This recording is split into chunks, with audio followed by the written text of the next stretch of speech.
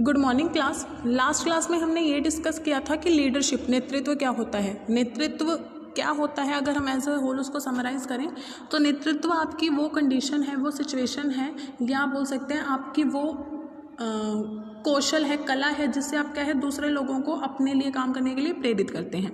ठीक है, आज हम हमारे नेक्स्ट यूनिट नंबर 3 पर चल रहे हैं। आपके नेतृत्व और अभिप्रेरणा एक यूनिट बनाते थे, यूनिट नंबर 2। अब हमारे यूनिट नंबर 3 पे हम चल रहे हैं, जिसका नाम है विपणन मार्केटिंग। ओके, तो देखिए मार्केटिंग में अगर आप विपणन कुछ वर्ड सुनते हैं तो 2 वर्ड्स होते हैं बिजनेस में, एक तो होता है विपणन और एक होता है विपणन प्रबंध। विपणन क्या होता है? विपणन वो क्रियाएं होती है जो वस्तुओं और सेवाओं को आप लोगों तक पहुंचाने में हेल्प करती हैं। ठीक है, और विपणन प्रबंध क्या होता है? विपणन प्रबंध के अंदर विपणन को किस तरीके से करना है, उसके लिए कौन कौन सी एक्टिविटीज़ आपको फॉलो करनी है, किस तरीके से करना है, किस टाइम करना है, कहाँ करना है, ये सभी चीज़ें आपकी वहाँ चेक की जाती है। ठीक है, तो विपणन और विपणन प्रबंध ये 2 चीज़ें होती हैं आपकी। अब देखिए पहले हम देखते हैं विपणन प्रबंध क्या होता है। देखिए आम भाषा में विपणन शब्द का आशय उन व्यावसायिक क्रियाओं से लगाया जाता है जो वस्तुओं एवं सेवाओं में उपयोगिता उत्पन्न कर उन्हें उत्पादन केंद्र से उपभोक्ता केंद्र तक पहुंचाने में सहायक होती है। आम बोलचाल की भाषा में विपणन क्या होता है? विपणन वो क्रियाएं होती हैं जिसमें क्या है वस्तुओं या सेवाओं को हम उत्पन्न करके और उन्हें उत्पादक से उपभोक्ता तक पहुंचाते हैं। ठीक है, बल विपणन प्रबंध क्या होता है? विपणन प्रबंध संपूर्ण प्रबंध का ही एक भाग है। विपणन प्रबंध से अभिप्राय उन क्रियाओं के नियोजन, संगठन, निर्देशन एवं नियंत्रण से है जो उत्पादक एवं उपभोक्ता अथवा उत्पाद एवं सेवा के उपयोगकर्ता के बीच वस्तुओं एवं सेवाओं के विनिमय को सरल बनाते हैं। ठीक है, अभी तक हमने सिर्फ ये देखा कि विपणन क्या होता है। अब देखिए विपणन प्रबंध क्या होता है। विपणन प्रबंध क्या होता है? जिसके अंदर आप उन सभी क्रियाओं को प्रबंध करके चलते हैं कि किस तरीके से आप उत्पादक से उपभोक्ता तक अपने सामान को पहुंचाएंगे। ठीक है, तो 2 वर्ड्स होते हैं आपके, एक तो होता है विपणन, सिंपल विपणन, और एक होता है विपणन प्रबंध। जो विपणन है वो विपणन प्रबंध के अंदर इंक्लूड किया जाता है। ओके, तो अब देखिए आगे चलते हैं हम हमारे टॉपिक पे। स्टिफ एवं कंडिक के अनुसार विपणन प्रबंध संपूर्ण प्रबंध का वह कार्यकारी क्षेत्र है जो उपक्रम के विपणन उद्देश्यों की प्राप्ति हेतु उद्देश्यपूर्ण क्रियाओं के संचालन से संबंधित है। देखिए स्टिफ एवं कंडिक ने कौन सी डेफिनेशन दी विपणन प्रबंध की, कि विपणन प्रबंध वो प्रबंध का क्षेत्र है जिसके अंदर आप विपणन से संबंधित जितने भी क्रियाएं हैं वो संचालित करते हैं। प्रोफेसर जॉनसन के अकॉर्डिंग क्या है? विपणन प्रबंध व्यावसायिक विपणन का वह क्षेत्र है जिसमें संपूर्ण विक्रय अभियान के सभी चरणों के संबंध में योजनाओं का निर्माण एवं क्रियान्वयन सम्मिलित है। प्रोफेसर जॉनसन ने क्या कहा है? विपणन प्रबंध वो है जिसमें आप विपणन से संबंधित सारे कामों की एक योजना बनाते हैं और फिर उनको लागू करवाते हैं। ठीक है, विलियम जे स्टेनर ने क्या कहा है? विपणन विचार का क्रियात्मक रूप ही विपणन प्रबंध होता है। कि जब आप ये सोच लें कि हमें जो विपणन करना है और आप उसको करना शुरू कर दें, असल में वही क्या है? आपका विपणन प्रबंध है। ठीक है, तो 3 डेफिनेशन की हमने, तीनों डेफिनेशन में 3 अलग अलग तरीके से आपको एक ही बात बताई गई कि है क्या विपणन। विपणन प्रबंध का ही एक भाग है। करते क्या है विपणन प्रबंध में? आप विपणन से रिलेटेड जो भी काम करना है, जो एक्टिविटीज़ करनी है, वो सारी आप विपणन प्रबंध के अंदर करते हैं, उनको करवाते हैं।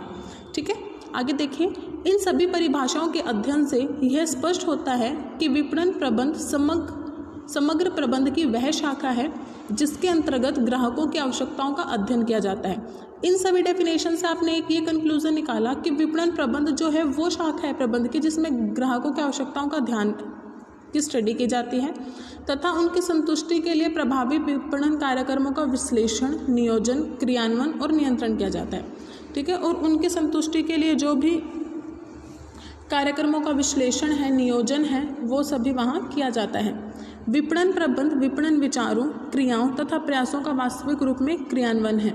विपणन प्रबंध है क्या? आपके जो भी विपणन के विचार थे, क्रियाएं थी, प्रयास थे, उन सभी का एक वास्तविक रूप है। ओके, अब देखिए विपणन प्रबंध के कार्य के रूप में अनेक क्रियाएं निम्नानुसार है। विपणन प्रबंध में आप कौन कौन से काम करते हैं वो हम यहाँ स्टडी करने जा रहे हैं। देखिए पहला क्या है इसमें? पहला है बाजार विश्लेषण के कार्य। देखिए पढ़ते हैं हम इस पॉइंट को। एक विपणनकर्ता के महत्वपूर्ण कार्यों में से एक कार्य बाजार संबंधी सूचना एकत्रित करना तथा उसका विश्लेषण करना है।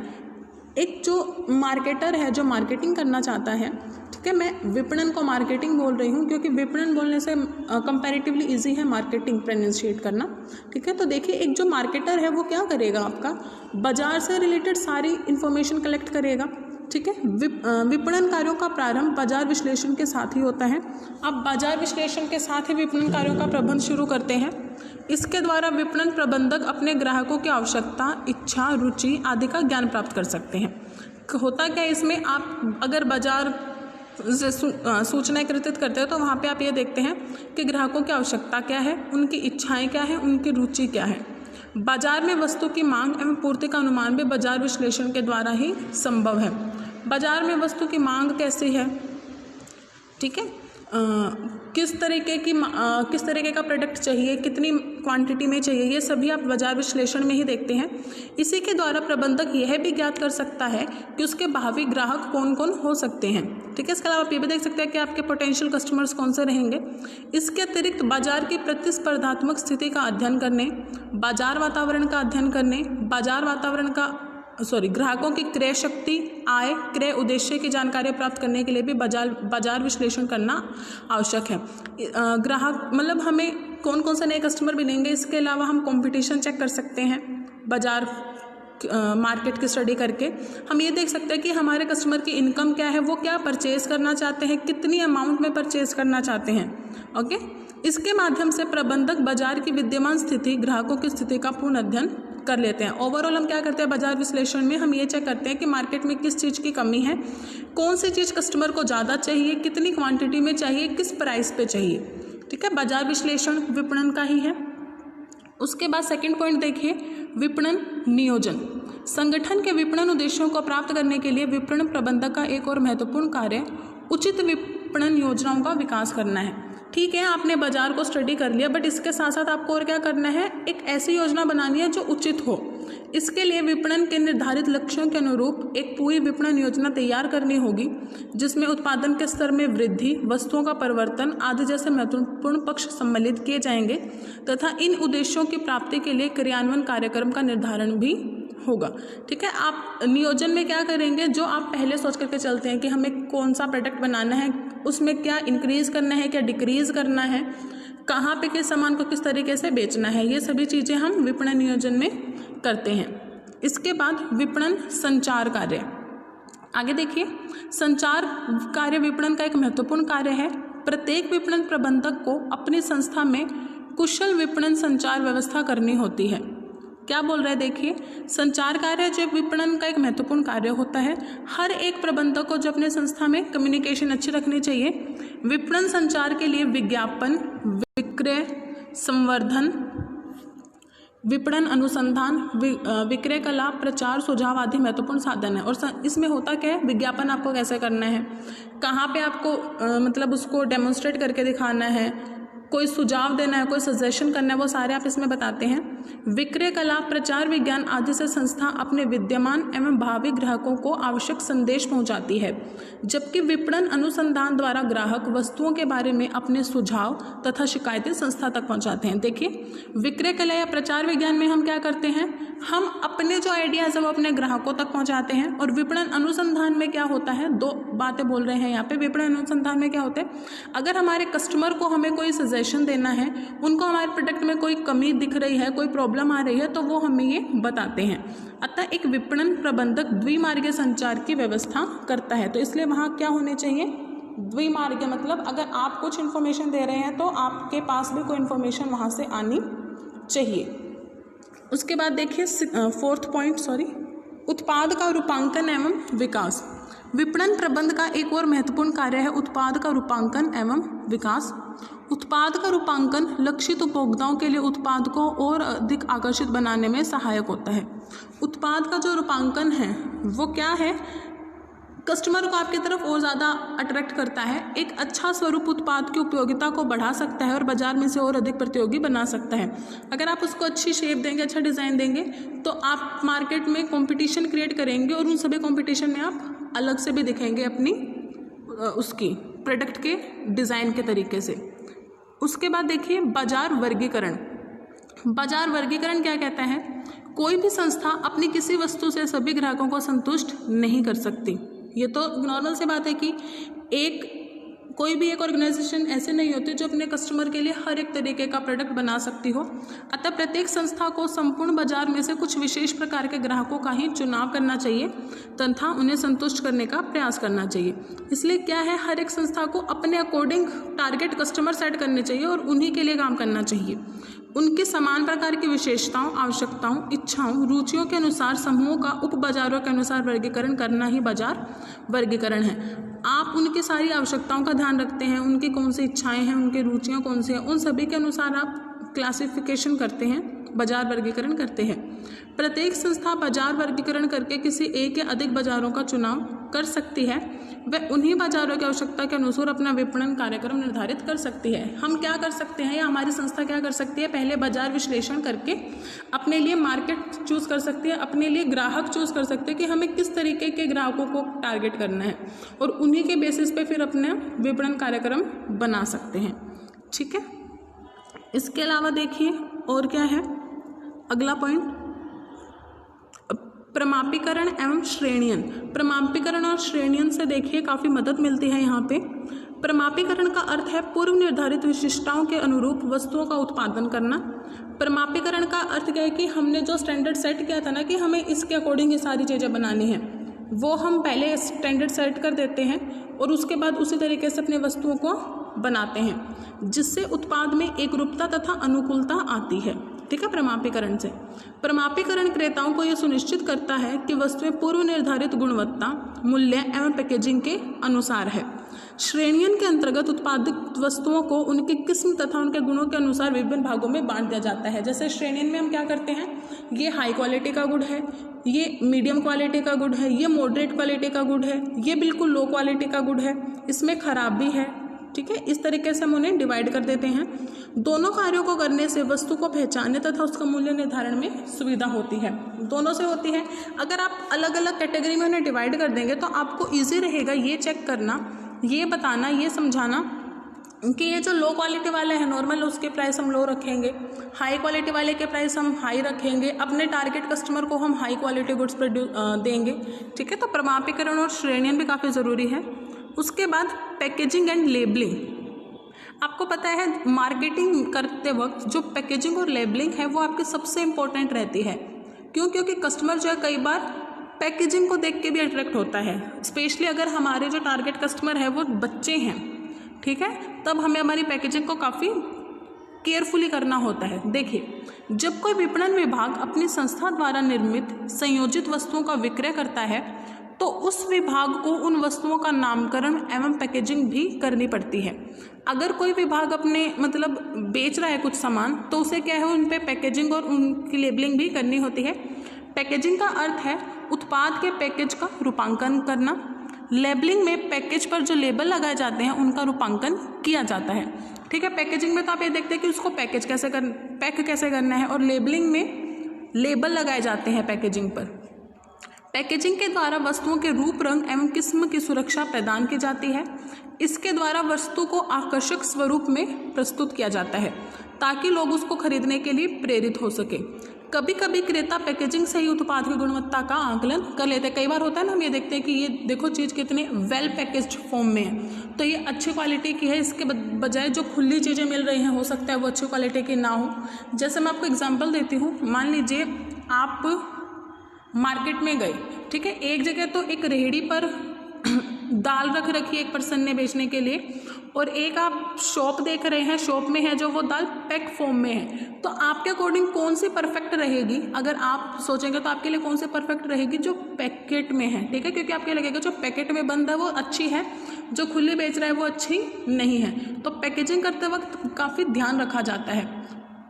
आज के समय में लेस अथवा अंकल चिप्स, आल्ट के वेफर्स, विभिन्न प्रकार के शैम्पू व टूथपेस्ट आदि उपभोक्ता ब्रांड की सफलता में पैकेजिंग की महत्वपूर्ण भूमिका है।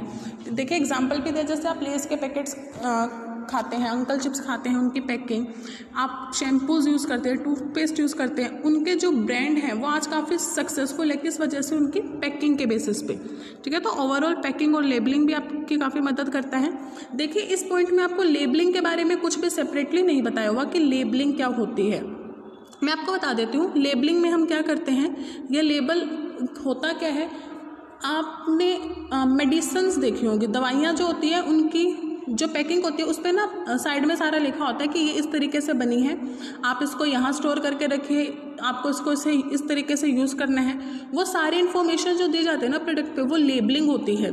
ठीक है, कि इसको इस तरीके से बनाया गया, आप इसको कूल टेम्परेचर में स्टोर कीजिए, हॉट टेम्परेचर में स्टोर कीजिए, बच्चों की पहुँच से दूर रखिए। ये सभी चीज़ें जो लिखी होती है वो आपकी लेबलिंग का ही एक टाइप होती है। ठीक है, आफ्टर दैट देखिए ब्रांडिंग। मार्केटिंग करने के लिए ब्रांड होना बहुत ज़रूरी है। आप क्या है, खुद की तो मार्केटिंग करेंगे नहीं, प्रोडक्ट की मार्केटिंग करेंगे। और प्रोडक्ट की मार्केटिंग भी आप किस तरीके से करेंगे, जब वो एक ब्रांड हो। ठीक है, देखिए, किसी उत्पाद की सफलता में सही ब्रांड नाम का चयन महत्वपूर्ण भूमिका निभाता है। विपणन के लिए एक महत्वपूर्ण निर्णय यह लिया जाता है कि क्या उत्पाद को इसका वर्ग विशेष के नाम से बेचा जाए अथवा इनकी बिक्री ब्रांड के नाम से की जाए। ठीक है, जब आप विपणन करते हैं तो हमें ये सोचना पड़ता है कि हम जो अपना उत्पादन है वो किस तरीके से कर रहे हैं। हम ऐसे बेच रहे हैं कि पंखे ले लो, पेन ले लो, या फिर ऐसे बोल रहे हैं उषा फैन ले लो, बटरफ्लो का पेन ले लो। ठीक है, मतलब ब्रांड से कर रहे हैं या उनके वो क्या चीज़ है उससे कर रहे हैं। ब्रांड का नाम उत्पाद को अन्य उत्पादों से भिन्न बनाता है, जिससे उत्पाद के लिए उपभोक्ता का लगाव पैदा होता है तथा उसके विक्रय संवर्धन में सहायता मिलती है। ब्रांड क्या है, आपके प्रोडक्ट को दूसरे प्रोडक्ट से अलग बनाता है। जैसे एक तो मैं ये बोलूँ कि मुझे पंखा चाहिए तो मुझे सारे पंखे दिखाए जाएंगे, और एक मैं ये बोलूँ मुझे सिर्फ उषा का पंखा चाहिए तो मुझे सिर्फ और सिर्फ वही दिखाया जाएगा। ठीक है, तो क्या है, आपका एक चीज़ के लिए लगाव पैदा होता है ब्रांड की वजह से, और ब्रांड आपके सेल्स को इंक्रीज करने में मदद करता है। उसके बाद ग्राहक समर्थन सेवाएं। ग्राहक समर्थन सेवाएं ग्राहकों द्वारा बार बार क्रय करने एवं उत्पाद के ब्रांड के प्रति स्वामी भक्ति विकसित करने में अत्यधिक प्रभावी सिद्ध होती है। ग्राहक समर्थन सेवाएं कौन सी होती है? जो आपको आफ्टर सेल सर्विसेज मिलती हैं। जैसे मान लीजिए आपने एसी खरीदा तो आपको आफ्टर सेल सर्विसेज मिलेगी जी 3 साल तक हम इसकी रिपेयरिंग खुद करके देंगे। आपने बाइक परचेज की, 3 साल तक उसकी रिपेयरिंग आपके शोरूम वाला करके दे रहा है। ठीक है, इस तरीके से इससे होता क्या है, बार बार आपको सेटिस्फेक्शन मिलता है, आपका उसके लिए लगाव विकसित होता है कि हाँ देखो कितना अच्छा ब्रांड है, हमारे लिए ये सब कर रहा है। विपणन प्रबंध का एक महत्वपूर्ण कार्य ग्राहक समर्थक सेवाओं का विकास करना है, जैसे बिक्री के बाद की सेवा, ग्राहकों की शिकायतों को दूर करना, समायोजनों को देखना, साख सेवाएं, रख रखाव सेवाएं, तकनीकी सेवाएं प्रदान करना एवं उपभोक्ताओं को सूचनाएं देना। ये सभी उपभोक्ताओं को अधिकतम संतुष्टि प्रदान करती है, जो आज के समय में विपणन की सफलता की कुंजी है। ठीक है, इसके बाद देखिए उत्पाद का मूल्य निर्धारण। किसी वस्तु की मांग का उसके मूल्य से सीधा संबंध है। सामान्यतः यदि मूल्य कम है तो उत्पाद की मांग अधिक होगी। इसके विपरीत मूल्य के अधिक होने पर मांग कम हो जाती है। तो हमें पता है मांग का सिद्धांत यह कहता है उत्पाद का मूल्य वह राशि है जिसका भुगतान उत्पाद को प्राप्त करने के लिए ग्राहक को करना होता है। हम कितना पे करना चाह रहे हैं वो हमारा प्राइस होता है। मूल्य एक महत्वपूर्ण तत्व है जो बाजार में किसी उत्पाद की सफलता अथवा असफलता को प्रभावित करता है। विपणनकर्ताओं को मूल्य निर्धारित तत्वों का ठीक से विश्लेषण करना होता है। ठीक है, मूल्य भी आपका ध्यान से निर्धारित किया जाता है। उसके बाद विक्रय। इस कार्य के अंतर्गत विपणन विभाग माल के स्वामित्व का हस्तांतरण करता है या करने का अनुबंध करता है। मतलब इसमें क्या है, आपकी सेलिंग शुरू हो जाती है। इस हेतु माल का मूल्य तथा विक्रय शर्तों का निर्धारण करना, मूल्य सूचियों का प्रकाशन करना, विक्रयकर्ताओं को नियुक्त करना आदि आता है। ठीक है, आप किस तरीके से सेलिंग एक्टिविटीज़ परफॉर्म कर रहे हैं वो इसके अंदर आता है। उसके बाद देखिए अगला परिवहन। परिवहन का अर्थ है माल को एक स्थान से दूसरे स्थान तक पहुंचाना। विभिन्न उत्पादों से माल एकत्रित करने तथा अनेक ग्राहकों को यथा समय माल उपलब्ध कराने के लिए परिवहन की व्यवस्था करनी पड़ती है। यह एक महत्वपूर्ण कार्य है जो वस्तुओं को स्थान उपयोगिता प्रदान करता है। विपणन विभाग जल, थल, नभ मार्गों से परिवहन की व्यवस्था कर इस कार्य को संपन्न करता है। माल के परिवहन के लिए बीमा करवाने का कार्य भी यहाँ किया जाता है। इसके बाद संग्रहण। संग्रहण देखिए क्या कहता है, सामान्यतः वस्तु का उत्पादन तथा उनकी बिक्री अथवा उपयोग के बीच समय का अंतर होता है। विनिमय कार्य को पूरा करने के लिए विपणन विभाग को माल का संग्रहण भी करना पड़ता है। संग्रहण मतलब उसको स्टोर करके भी आपको रखना पड़ता है। विपणन विभाग माल को उस समय संग्रह कर लेता है जब माल की पूर्ति उसकी मांग की तुलना में अधिक होती है। कुछ वस्तुएं विशेष मौसम में ही पैदा होती है, जैसे आलू, सेब, गेहूं आदि। इनका भी संग्रहण करना पड़ता है ताकि मौसम समाप्त होने के बाद भी इनकी आपूर्ति बनाई रखी जा सके। संग्रहण कार्य से माल की मांग एवं पूर्ति में संतुलन स्थापित किया जा सकता है। उसके बाद वित्त व्यवस्था। वित्त की आवश्यकता माल खरीदने, उसका संग्रहण करने तथा विपणन विभाग के खर्चों को पूरा करने के लिए करनी पड़ती है। मतलब आपको पैसे की नीड तो होती है, अतः विपणन विभाग वित्त की व्यवस्था भी करता है। यह विभाग संस्था के उच्च प्रबंधकों को अपनी आवश्यकता से अवगत करवाकर उनसे वित्त प्राप्त करता है। कभी कभी यह विभाग स्वयं भी बैंकों अथवा वित्तीय संस्थाओं से ऋण प्राप्त कर लेता है। ठीक है, इसके अलावा देखिए अगला क्या है आपका, आखिरी है जोखिम उठाना। विपणन कार्यों में जोखिम भी होती है। माल के नष्ट होने, माल की मांग में परिवर्तन होने, उधार की वसूली न होने, आग लगने, बाढ़ आने आदि के कारण विपणन विभाग को जोखिम उठानी पड़ती है। कुछ जोखिमों का तो बीमा करवाया जा सकता है, किंतु सभी जोखिमों का बीमा करवाया जाना भी संभव नहीं होता। ऐसी स्थिति में स्वयं को ही जोखिम का भार उठाना पड़ता है। अतः विपणन विभाग जोखिम उठाने तथा उसे कम करने का कार्य भी करता है।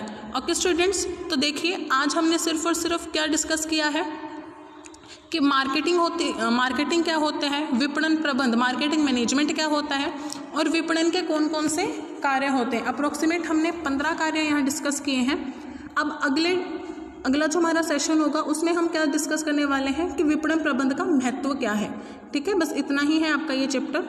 आपके लिए होमवर्क है कि आपको इसको एक बार पढ़ना है कि विपणन प्रबंध का महत्व क्या होता है, और जो मैंने आज करवाया है वो आपको अपने नोटबुक में नोट्स बना करके तैयार करना है। एंड स्टूडेंट्स, आपको अपना जो वर्क है वो कंप्लीट रखना है, क्योंकि अब कभी भी स्कूल ओपन हो सकते हैं। ठीक है, ओके, तो I am going to wind up my session. Thank you, have a nice day.